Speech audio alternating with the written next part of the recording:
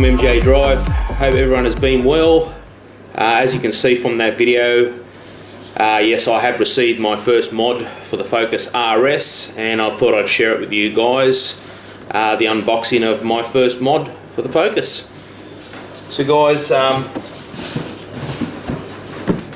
it's only a small box, but it's exciting for me. So obviously it's from CJ Pony Parts in America, in Pennsylvania. It probably took about 5 days or whatever it was to get here. So it was pretty good. Postage was pretty good. So I think it cost me around $125 Australian, and that was delivered to me door. So pretty pleased with that. So there we have it, guys. I have gone for a high flow air filter for the RS. Let us know what your thoughts are on this. I know there is a bit of a mixed forum in regards to air filters. Actually, do they do anything with all the hot air under the engine bay? Is it worth it? Does it give you more power, more kilowatt? Is it better for the turbo? I have used K&N before and Cobb on my previous cars. I do believe it plays a big part in obviously performance and overall just a better experience, I guess.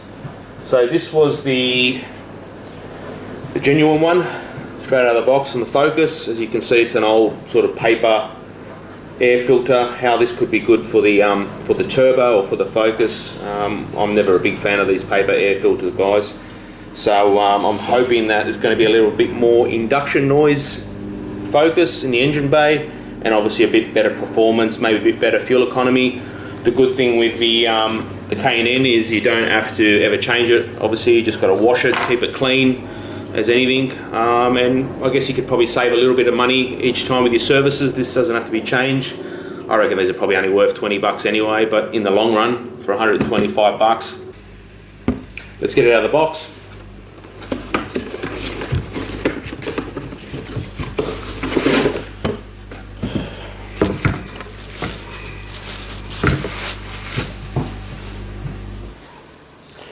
Righto guys, there it is there, if you can see that.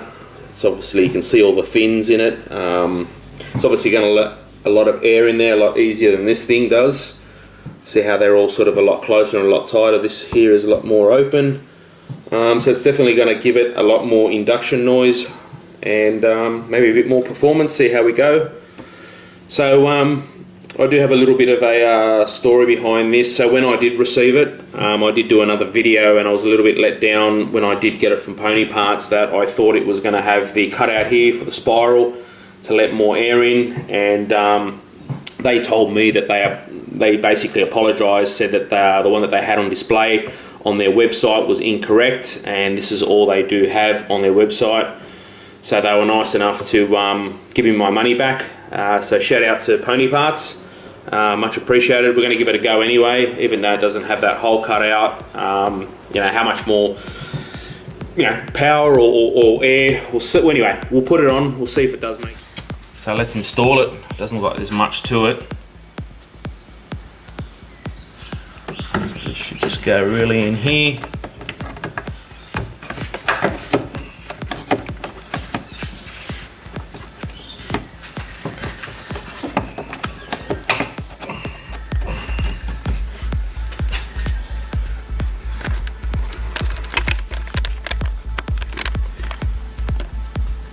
And that's it guys, just like that, the K&N high flow filter is installed, fits in there quite snug. You sort of just got to push it. There's a little sort of half cut out down there, it's a bit hard to see. You sort of like got to push the bottom in, tuck it back towards the engine, and it just pops in. There's no clamps or anything really required, nothing to screw down, and it's ready to go. Just put the cover on. And there we have it, the first install on my Focus RS.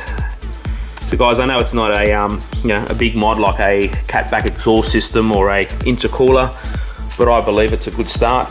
Something not too expensive, and should be a good mod. And it looks good as well. So there we have it guys.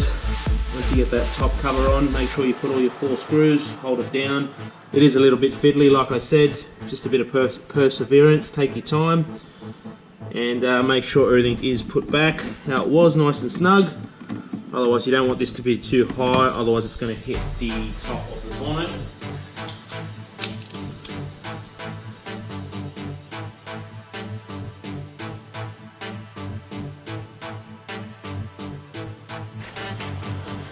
And guys, don't forget to put your K&N sticker on, it's really important.